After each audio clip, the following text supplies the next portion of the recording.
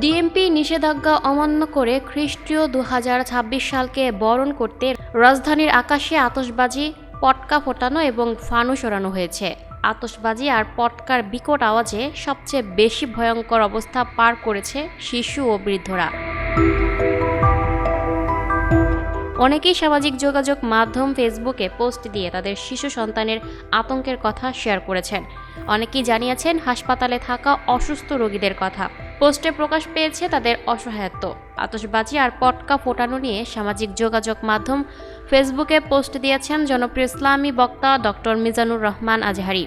ফেসবুকে তিনি লিখেছেন যে বিকট শব্দ আর আগুনের ঝালকানি তোমাকে আজ উল্লাসে মাতাচ্ছে, এর চেয়েও বিকট আওয়াজ আর ভয়ঙ্কর তীব্র আগুন তোমাকে দিশেহারা করার অপেক্ষায়, তবুও তুমি বুঝবে না। Lucky Akter, up to date news, Dhaka.